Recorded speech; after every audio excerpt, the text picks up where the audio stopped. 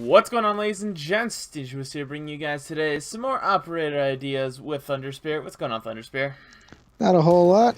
Now, just before we actually take off, I'm getting a little annoyed. I understand there might be some confusion, but we have sent in a couple of videos already. These are strictly ideas. We know what's confirmed. We know what's coming out. We know that it's Brazilian and Japanese later. This isn't going to stop us. It's called having fun. These operators are strictly for fun, and Thunderspear wanted to share what he created. So I said, why not? I think it'd probably be a good idea. Most of you guys have enjoyed it. There's still an overwhelming amount of people that don't grasp the idea of ideas. An idea is an idea. It's not fact. It's not nothing. It's just for fun. So we just want you guys to enjoy this. That's all I'm gonna say. Without further ado, I'm gonna throw over to Thunderspear, and he's gonna share his ideas. All right, go ahead, Thunder. All right, way to kill the mood right off the bat. Anyway, I'm sorry. Anyway, today we are going to be covering the Italian group Gruppo di Intervento Speciale, or GIS for short.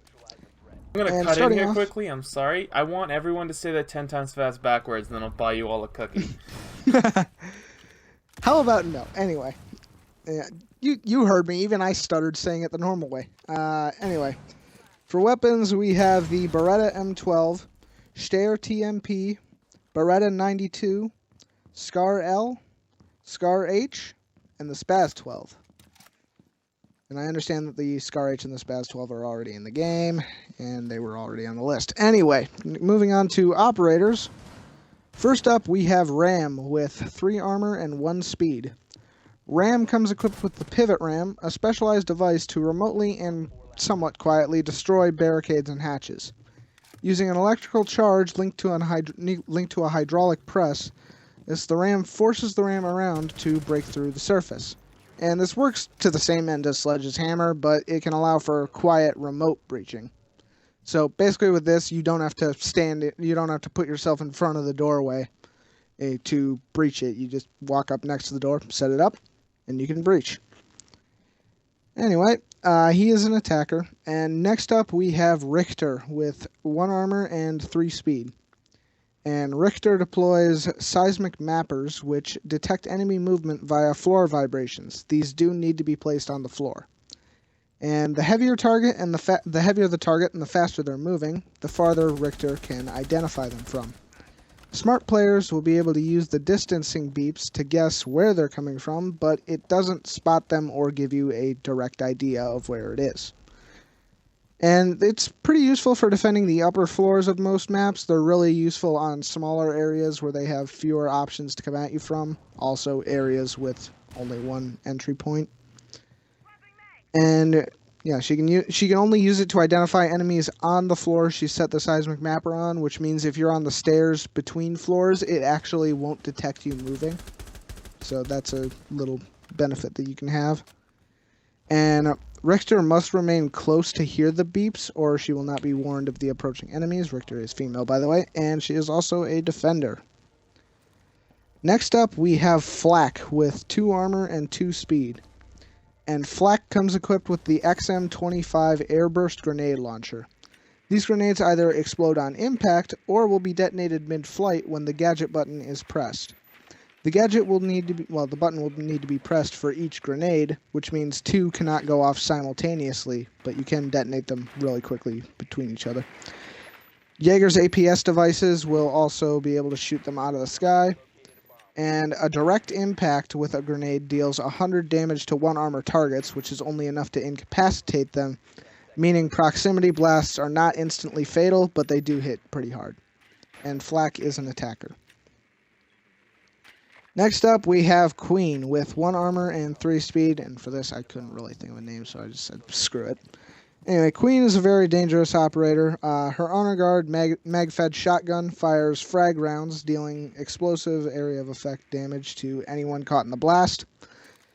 And this can also be an effective way of making massive kill holes, breaching doors, and it can even damage shield users from the front. However, it doesn't deal as much damage as you'd expect, as a direct impact with 2 shells is only enough to incapacitate a 1 armor target. However, it does allow her to carry a hefty 18 rounds of ammo, and frontal damage to a shield operator, you should expect about 24 damage per shell if you hit every little bit of it. So it gives her a pretty good suppression effect. So it's pretty useful for taking on shields head on. Anyway, she is a defender. And these last two are probably my favorites out of the bunch. We've got Dragger with 1 armor and 3 speed. And Dragger is very effective at relocating incapacitated operators, and while he is not limited to dragging his teammates, he's most effective at dragging his teammates. And aiming down sights while dragging will slow him down substantially when he's carrying a 3 armored target, but it will also allow him to cover himself as he drags a teammate out of the line of fire, as he can return fire with his sidearm. While his teammates cannot fire their weapons from this position while they are being dragged, they can slow their blood loss, allowing him to drag them further out of the line of fire. It's also a very effective method for moving teammates caught in welcome mats, and it's pretty much the only way that you can do that. And since he is medically trained and this ability is relatively risky to use in the middle of combat, he can heal an extra 20 points of damage upon reviving any of his teammates, bringing them back up to 70 health. You know, no, not now. I'm in the middle of something. Bad kitty. Anyway, the weight of an operator, their armor speed balance can affect how Dragger pulls them. So with light operators such as IQ, so 1 armor, 3 speed, Dragger grabs across their body under their arms, pulling them along while holding them up. And he also holds his pistol in his hand while using this method of carrying, so it's a lot faster to draw on your enemies. And medium weight operators such as Thermite and Buck, he does the same carry. But heavy operators such as Fuse, Blitz, and Montan, he actually just grabs the back of their vest and drags them on the ground. And he must draw its pistol from its holster, which takes him an extra second, and it'll slow him down a lot from moving speed. And he is an attacking operator. Next up, we have probably my favorite out of all of them, Savage, with 3 armor and 1 speed. Savage has the ability to use the hostage or incapped enemy operators as human shields. When combined with his TMP SMG, this can make him a very dangerous operator to face head-on. However, as a balance, he cannot reload when he has a human shield. This means he can only use 1 magazine from his sidearm and then another mag from his TMP if he has it equipped. However, his TMP will eat through the magazine in no time, as it has a high fire rate, which should make it a last resort choice. He remains almost exclusively behind whatever he is using as a human shield. You can only hit his leg in between the other operator's legs, his hand, and part of his face. So you got to be a good shot to hit him. But he cannot move with the hostage, which make flashbangs an effective tool against him. And he actually can move around with incapped operators, and the operator cannot fight their way out of it, as well. They can't even get up to their feet. How do you expect them to fight their way out of somebody at full strength holding them? But anyway, this is a very useful tactic for fighting enemies that are getting ready to rush in the final moments, as their panic shooting will likely either kill their teammate or the hostage while you can still return fire safely.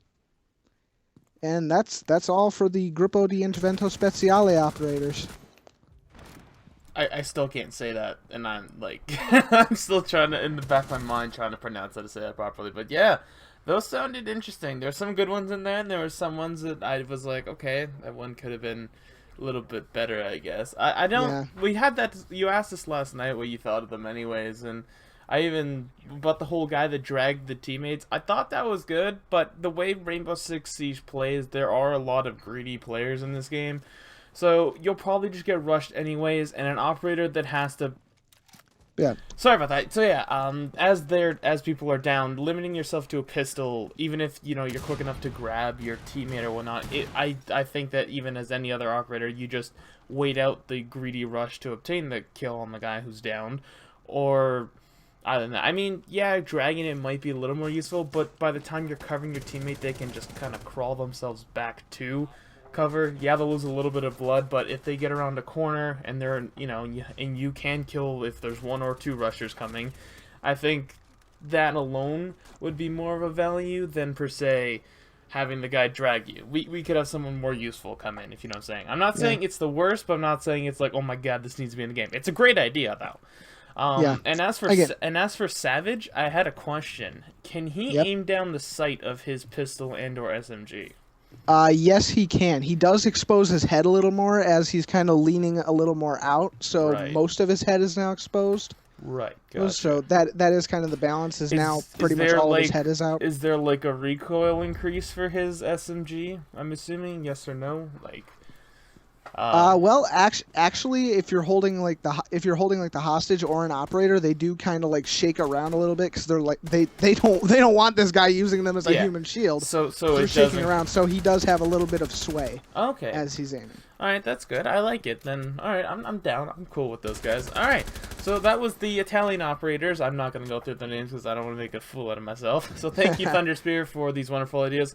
Tell us what nation you guys want down in the comment section below, and hopefully Thunderspear will have it located in his wonderful book of operators. He has been looking. This is kind of where we're getting some of these guys from. So I hope you guys enjoyed, and we'll see you, Sexy Beast, in the next episode. Peace. Peace.